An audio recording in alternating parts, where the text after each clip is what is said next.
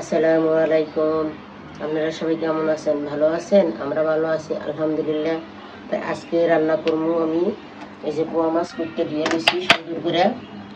এই যে খুব সুন্দর তাজা মাছগুলো একদম মাছগুলো আনছি দেশি পোয়া মাছ, এগুলো গুঁড়া করবো আর কি হালকা অল্প অল্প ঝোল রাখবো। আর এই যে সাথে দেখ কত সুন্দর সুস্বাদু মাছ দেখছেন, এই যে খেউয়া মাছ ছোটো ছোটো আমরা কই এটি বা কত বাসমতি মাছ।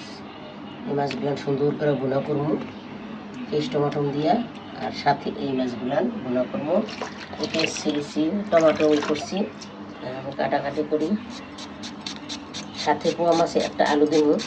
সবই যদি খালি ভুনা মাছ করি তাহলে কেমন হইব, এই কারণে একটু আলু দিয়া অল্প অল্প জল দিয়া হালকা হালকা জল দিয়ে রাঁধব। তাই আমাদের ভিডিওটা প্রথম থেকে শেষ পর্যন্ত যদি আপনারা দেখবেন, ভালো লাগলে লাইক শেয়ার করবেন। আর আমাদের রান্নাঘরের নাম হয়েছে টু সিস্টার কুকিং হাউস। আপনারা দেখবেন, অন্যরা দেখার সুযোগ করে দিবেন। কাটাকাটি সব কিছু করি করে রান্না বসাবো। আলুটা ছিলতাছি, আলুটা দিয়া এই পোয়া মাছটা দিয়ে রান্না করবো, আর ওইটা পেস্ট টমাটো দিয়ে ভুনা করবো।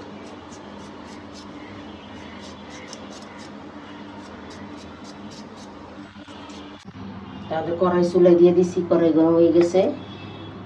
পোয়া মাছ রান্না করবো, তেল দিয়ে দিলাম।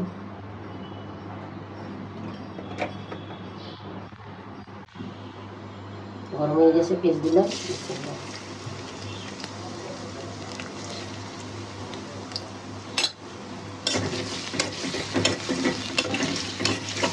পেঁয়াজটা সুন্দর করে ভাজা ভাজা হয়ে গেছে। এতে এতে মশলা দিয়ে দেবো, জিরা মরিচ বাটা। পোয়া মাছ তো বেশি একটা দেব না, সাদা সাদা করে রাঁধবো।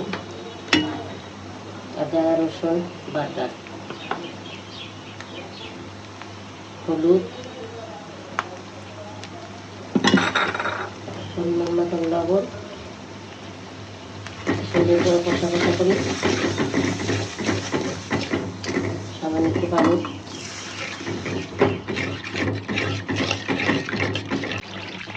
আমাদের এই যে মশলাটা খুব সুন্দর করে কষান নিয়ে গেছে, একটু করে তেল ছেড়ে দিচ্ছে। আলু আর টমেটো একসাথে দিয়ে দেবো। সুন্দর করে কষা কষা হয়ে গেলে পানি দিয়ে মাছ দিয়ে দেবো।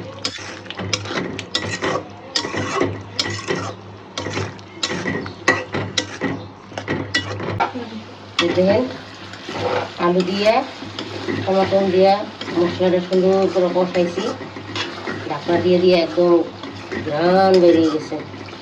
ওখানে খুব সুন্দর করে কষান নিয়ে গেছে।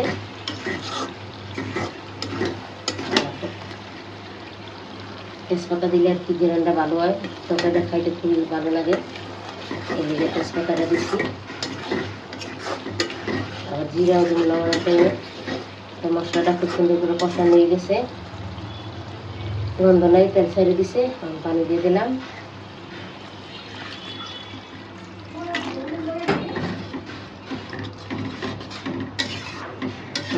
পানিটা বলে গেলে মাছটা দিয়ে দিই। এই যে দেখেন আমাদের খুব সুন্দর করে তরকারিটা ভালো পাইছে। কালারটা কি হয়েছে, সেই হয়েছে কালার। এখন এই যে মাছগুলো আমরা দিয়ে দিব আস্তে আস্তে, সুন্দর করে দিচ্ছি। পোয়া মাছ ভাজি ভুজি রান্না ভালো লাগে না, কষাই রান্না ভালো লাগে। কষা কষা পোয়া মাছ খাইতে খুবই মজা। এভাবে আপনারা বাড়িতে রান্না করে খাই দেখেন, খুবই মজা পাইবেন। আর সাথে গুঁড়া মাছ রান্না করবো, গুঁড়া মাছও গুঁড়া করবো। কিছুক্ষণ করে একটা মাছ ভাঙবেও না, কিছু না, এমনি আস্তে আস্তে থাকবে। মাছগুলো আমরা সুন্দর করে কাটে নিই, তারপরে পেস্ট টমেটো দিয়ে ভুনা করবো। এভাবে সবগুলো কাটে নিই।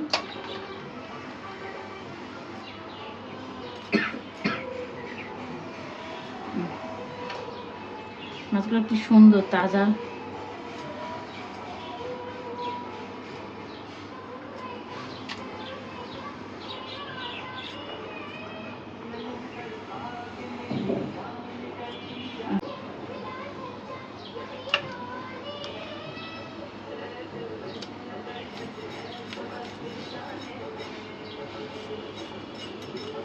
এটা হচ্ছে ছোটো জাক্কা মাছ,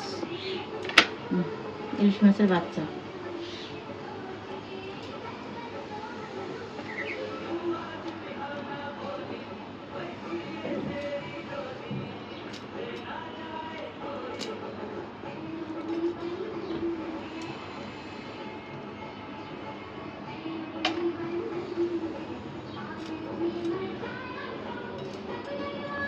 আচার যেহেতু আমের দিনে আছে, এখন তো আচার বানাইতে হইব, নাহলে তো রইব না। তাই আমি এখানে কিছু অন্য ধরনের আচার বানাবো, আপনাকে দেখাবো সবটাই কীভাবে বানাবো, কেমন বানাবো। এইভাবে আমগুলান কাটটা কুচাইয়া ভিনেগার দিয়া, চিনি দিয়া, লবণ দিয়ে ভিজিয়ে রাখবো। আর ওইখানে হইব এর দিয়া জাল মিষ্টি বানাবো, এই যে সব দেশি দেশি আম জাল মিষ্টি বানাবো। এই আম দিয়া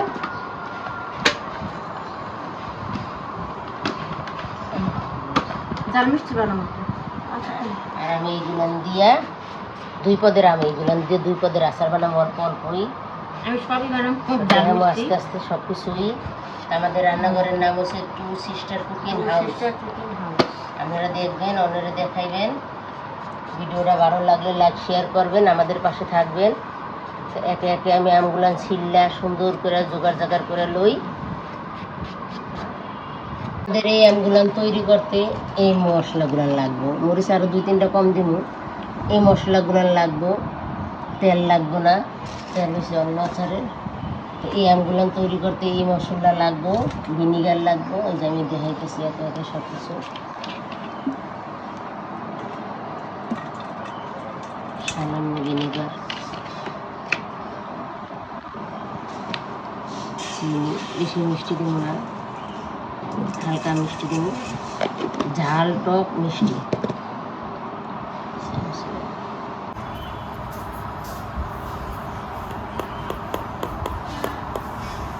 পরিমাণ মতন লবণ, সুন্দর করে আমি মিক্স করে দিই। দেখাইতেছি হাত লাগবো, হাত ধোয়া আমার আচার কাম হইব না। এই যে এভাবে গুছিয়ে গুছিয়ে দিলে আমগুলান ভিতরে সব ঢুকবো। আমগুলান খুবই শক্ত হইব। এই আমগুলান আপনারা বানাইয়া অনেক দিন রেখে খাইতে পারবেন, রোদের ঝামেলা নাই, খুবই ভালো লাগবে খাইতে। আচার বানাইতে পারি নানান পদের, কিন্তু জায়গা নাই রোদে দেওয়ার, এই বড় সমস্যা। এই কারণে বানাইতে মন চায় না। তারপর চ্যানেলের লেগে কিছু কিছু বানাই। এই যে এভাবে সব আমগুলান মাইখা প্রায় 2 ঘন্টার মতো রাখবো। 2-3 ঘন্টার মতো ডাইকে রাখা আবার উল্টে উল্টে মেখে দেবো। খালি ভিতরে সব ঢুকলে আমগুলান জাল দিলে আর আমগুলা নিয়ে গেল।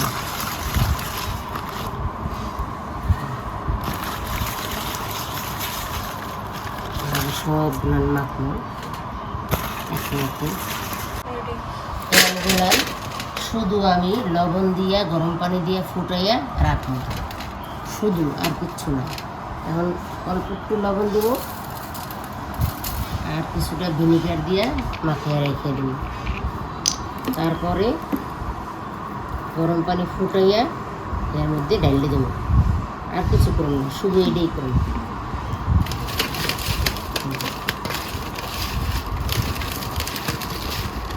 তাহলে ভিনিগারটা আমের ভিতরে ঢুকে, তাহলে আমরা ডিব্বা রেখে দিলে ডাইল দিয়া যাক, কিছু দিয়ে খাইতে পারবেন আপনারা রান্না করে, টক রান্না করে একবারে অনেক দিন ভালো থাকবো আমাদের।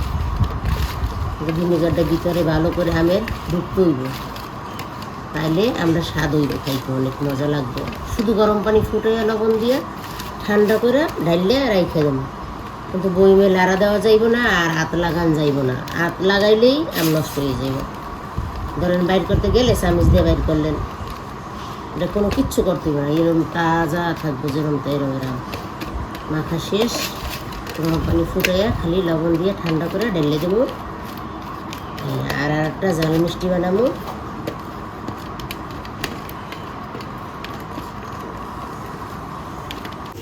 তাই দেখলাম পানিটা কত সুন্দর করে ফুটছে। তখন আমরা এই যে লবণ 3 চামচ লবণ দিলাম, এটা একটু লবণের উপর দিয়ে তৈরি করবো আচারটা, ভালো থাকবে কি থাকবে না। এটা ভালো করে ফুটাইয়া পরে ডাইলে দেবো ঠান্ডা করে।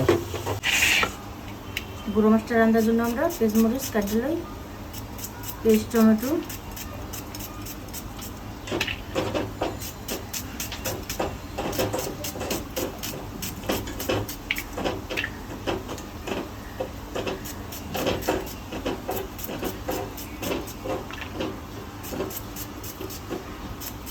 এবার সুন্দর করে পিসগুলো টমেটো দিয়ে কাটা লাগবে গুঁড়া মাছের জন্য। পরে গুঁড়া মাছটা দিয়ে বসাবো। গুঁড়ো মাছ রান্না তেল দিয়ে দিয়েছি, কড়াই গরম হয়ে গেছে, পেস্টটা দিয়ে দিলাম।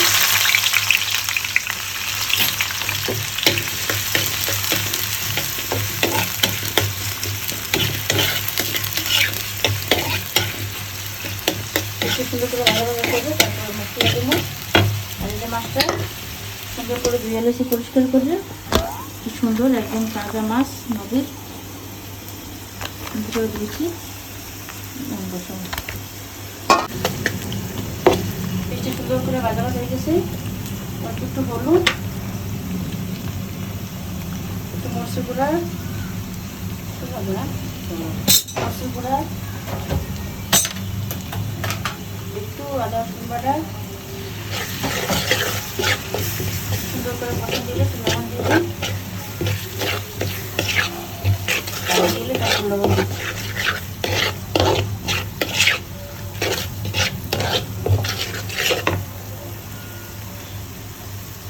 সামান্য একটু লবণ, একটু পানি দিয়ে দিই, সুন্দর করে কষাই।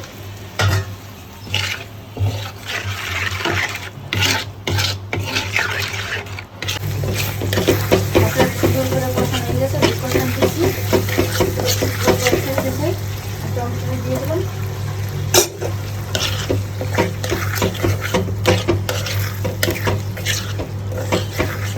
কষান লাগে না, একবারে দিয়ে আর একটু জল দিয়ে দিই।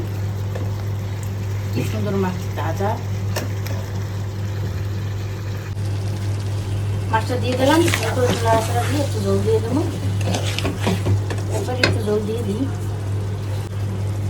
একটু জল দিয়ে দিই, নাহলে মাছ যাবে ভাঙ্গে। এখন পুরো রাখুন।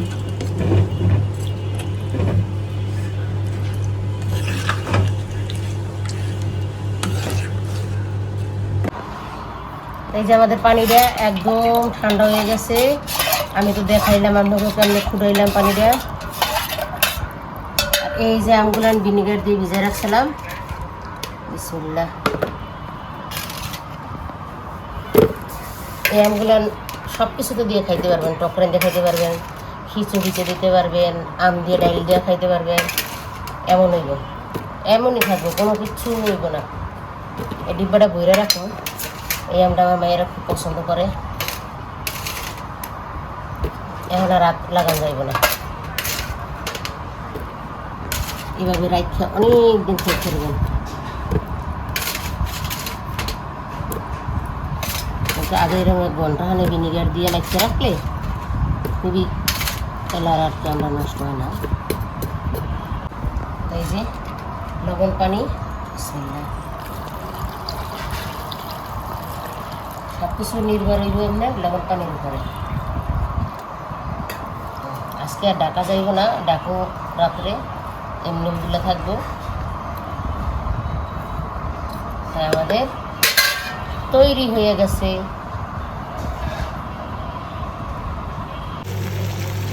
এই আমাদের গুঁড়া মাছটা খুব সুন্দর করে ভাজা ভাজা হয়ে গেছে। এখন জিরে দিয়ে নামাই দেবো। জিরে পাতা দিয়ে দিলাম, পুরো তেল ছেড়ে দিয়েছে। খুব সুন্দর একটা গ্রাম বেরিয়েছে, নদীর ফেলুয়া মাছ।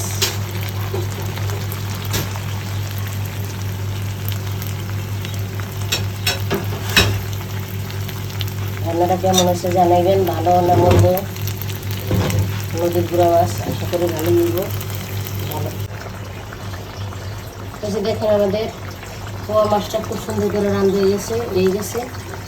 জিরে দিলাম, নামাই নেব। খুব সুন্দর গ্রাম বেরিয়েছে। এইভাবে আপনারা বাড়িতে রান্না করে খাইবেন, খুবই ভালো লাগবে।